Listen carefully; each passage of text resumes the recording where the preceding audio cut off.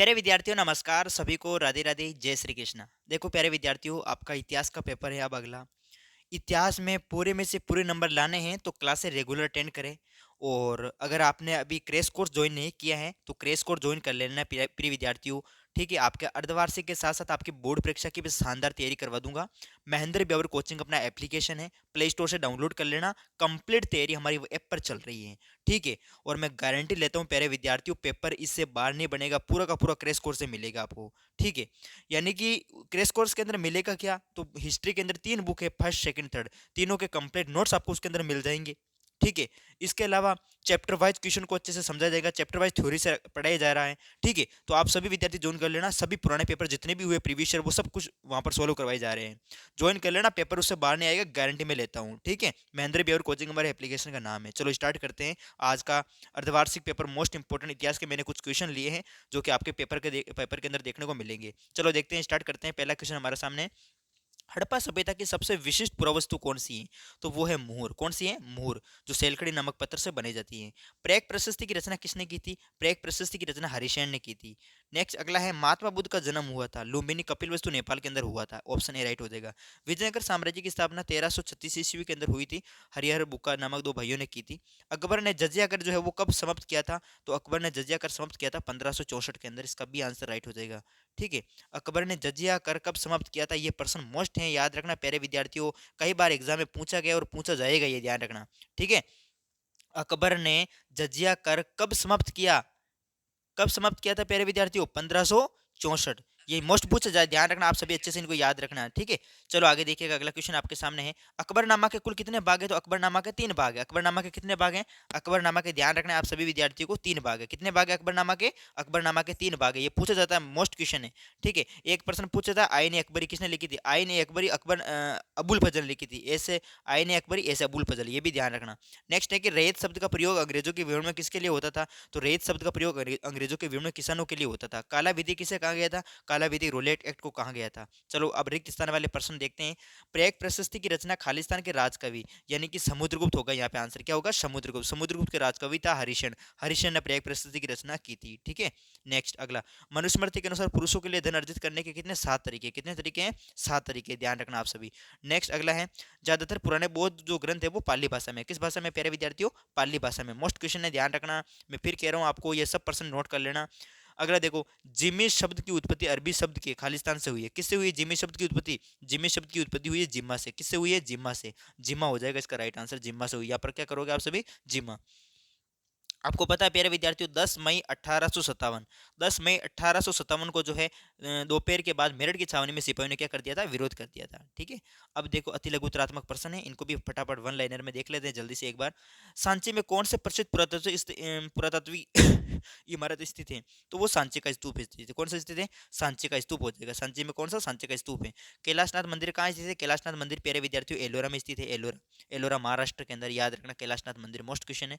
खुदकास्ट किसान किसे कहते हैं? खुद किसान, इनकी खुद की जमीन होती थी, खुद की जमीन। ठीक है, वे किसान जो अपनी जमीन पर स्वयं हल चलाते थे वो होते हैं खुदकास्ट किसान। ठीक है, बाबर मातृपक्ष से किसका संबंधी था? बाबर मातृपक्ष से किसका संबंधी था? तो बाबर जो है मातृपक्ष से प्यारे विद्यार्थी चंगेज खा, किसका था? चंगेज खा। चंगेज खा का जो है वो संबंधी था, याद रखना। नेक्स्ट अगला है, संथालों की शक्ति का क्या प्रतीक था? जिस प्रकार हमने देखा था पहाड़ी लोगों का कुदाल प्रतीक था, संथालों का हल था। क्या था प्यारे विद्यार्थियों? हल था। तो संथालों का प्रतीक क्या था? हल था, हल। ठीक है, खेत में जोतने के लिए जो हल होता है ना, वो। झांसी में 1857 के विद्रोह का नेतृत्व किसने किया था? रानी लक्ष्मीबाई ने। रानी लक्ष्मीबाई ने किया था। ठीक है, रानी लक्ष्मीबाई, इसका आंसर लक्ष्मीबाई हो जाएगा। भारत में रेलवे की शुरुआत कब हुई थी? तो भारत में रेलवे की शुरुआत हुई थी 1853 के अंदर। कब हुई थी? 1853 के अंदर। चलो अब लघुतरात्मक प्रसंग को देख लेते हैं जल्दी से, फटाफट दो दो नंबर के अंदर पूछे हैं। देखो मोस्ट क्वेश्चन है प्यारे विद्यार्थियों, याद रखना। प्राचीनतम अभिलेख किस भाषा में लिखे जाते थे? प्राकृत भाषा में लिखे जाते थे। किस भाषा में लिखे जाते थे? प्राकृत में। ठीक है, प्राकृत भाषा, याद रखना। बौद्ध एवं जैन धर्म में कितनी समानताएं थी? तो बौद्ध एवं धर्म में प्रिय विद्यार्थियों वैदिक कर्मकांडों और जाति व्यवस्था का विरोध किया गया। दोनों ने अहिंसा पर बल दिया, सांसारिक दुखों से मुक्ति पाने का मार्ग सुझाया। इस प्रकार से आप दोनों के बीच समानता लिख सकते हो। अल बिरूनी की यात्रा वृत्तांत लिखने के उद्देश्य लिखेगा। तो अल बिरूनी की यात्रा वृत्तांत लिखने की क्या उद्देश्य प्रिय विद्यार्थियों? वो भारत के समाज, धर्म और संस्कृति का गहन अध्ययन करना चाहता था। ठीक है, रीति रिवाजों और सामान्यताओं को समझना चाहता था। ठीक है, इस प्रकार से आप बता सकते हो। फिर है महानवमी डिब्बा के बारे में आप क्या जानते हैं? महानवमी डिब्बा एक प्रकार का विशालकाय मंच था प्यारे विद्यार्थियों, ठीक है, जो विजयनगर साम्राज्य में स्थित था, ठीक है। और इसमें जो है धार्मिक अनुष्ठानों, सैनिक प्रदर्शन, सांस्कृतिक कार्यक्रम होते थे। इस प्रकार से आप बता सकते हैं। हजारा मंदिर के बारे में बताओ। हजारा मंदिर प्यारे विद्यार्थियों, हजारा मंदिर ये विजयनगर साम्राज्य का ये प्रमुख केंद्र हुआ करता था, विजयनगर शहर का एक केंद्र हुआ करता था, ठीक है। विजयनगर शहर के केंद्र में स्थित था ये, और एक प्रकार का ये साई मंदिर था, साई मंदिर, ठीक है, जिसका उपयोग केवल राजा और उसके परिवार द्वारा किया जाता था। इस प्रकार से आप बता सकते हैं। ठीक है। सॉरी, थोड़ी खांसी हो रही है। आगे देखो, मुगल काल में जो है गांव की पंचायत का गठन किस प्रकार होता था। तो मुगल काल में प्रिय विद्यार्थियों गांव की पंचायत का जो गठन है वो गांव के मुखिया यानी कि मुकदम, जिसे हम कहते हैं मुकदम या मंडल, उनके द्वारा होता था, ठीक है। बुजुर्ग और प्रतिष्ठित जो लोग थे वो भी इसके अंदर शामिल थे, उनके द्वारा। इस प्रकार से बता सकते हो। जात या स्वार मन शब्द किससे क्या अभिप्राय है। तो जात या स्वार, जात यानी जो मन शब्द ये मतलब व्यक्तिगत पद होता था, ठीक है, और ये वेतन को दर्शाता था जात। जबकि स्वार की बात करें तो स्वार जो होता था प्रिय विद्यार्थी, स्वार ये मनसबदार के अधीन रखे जाने वाले घुड़सवारों की संख्या को ये दर्शाता था स्वार, ठीक है। फिर उसी प्रकार से स्थायी बंदोबस्त। स्थायी बंदोबस्त से आप क्या समझते हैं। तो स्थायी बंदोबस्त 1793 में लॉर्ड कार्नवालिस के द्वारा बंगाल में ये लागू किया गया था। ये एक भू राजस्व व्यवस्था थी। क्या थी प्रिय विद्यार्थियों, भू राजस्व व्यवस्था। जमींदारों को भूमि का स्थायी मालिक इसे बना दिया गया था, ठीक है, इसके तहत, ठीक है। इस प्रकार से आप बता सकते हैं, एक प्रकार की भू राजस्व व्यवस्था थी, स्थायी बंदोबस्त।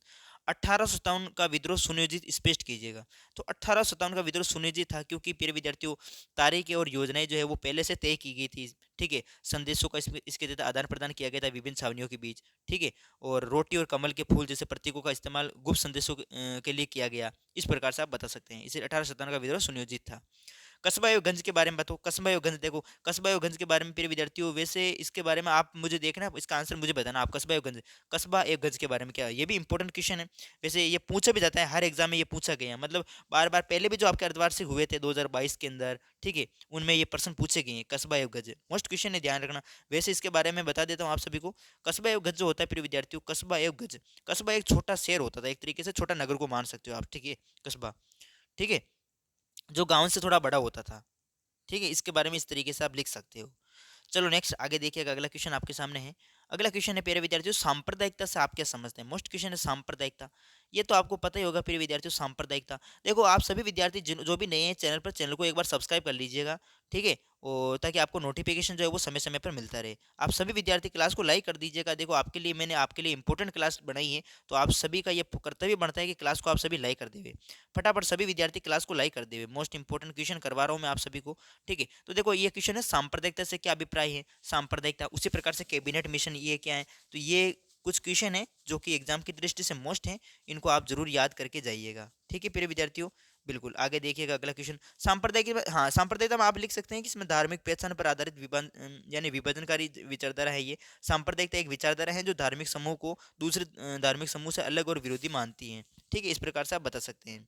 चलो, कैबिनेट मिशन के प्रमुख सुझाव। तो कैबिनेट मिशन देखो, कैबिनेट मिशन और एक तो आपके सामने कौन सा, Cripps mission, most important. Cripps mission एक कैबिनेट मिशन। क्रिप्स मिशन आया था 1942 में भारत, और कैबिनेट आया था 1946 में भारत में, ठीक है, भारत आए थे ये। तो कैबिनेट मिशन के प्रमुख सुझाव क्या थे। कैबिनेट मिशन के प्रमुख सुझाव ये थे कि जैसे एक ढीला महासंघ जिसमें प्रांतों की स्वायत्ता हो, एक संविधान का गठन हो, ठीक है, एक अंतरिम सरकार का निर्माण जिसमें प्रमुख भारतीय नेता शामिल हो, ये कैबिनेट के प्रमुख सुझाव थे, ठीक है।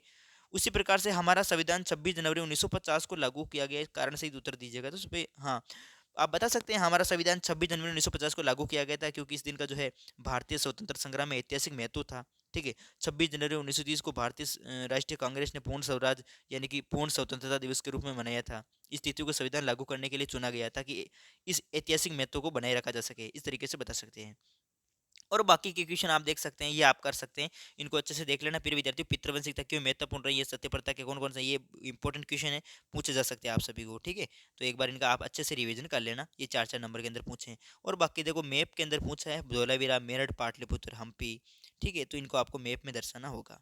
चलो प्यारे विद्यार्थियों, मिलते हैं और किसी नए टॉपिक के साथ, और इनको आप अच्छे से याद करके जाइएगा, क्वेश्चन मोस्ट इंपॉर्टेंट है। पेपर ये नहीं मिलेगा, पेपर ऐसा ही ऐसे है जैसा कि जैसा नहीं मिलेगा, लेकिन इसमें से ऐसे बहुत से क्वेश्चन होंगे जो कि एग्जाम में देखने को मिलेंगे आपको पेपर में। ठीक है।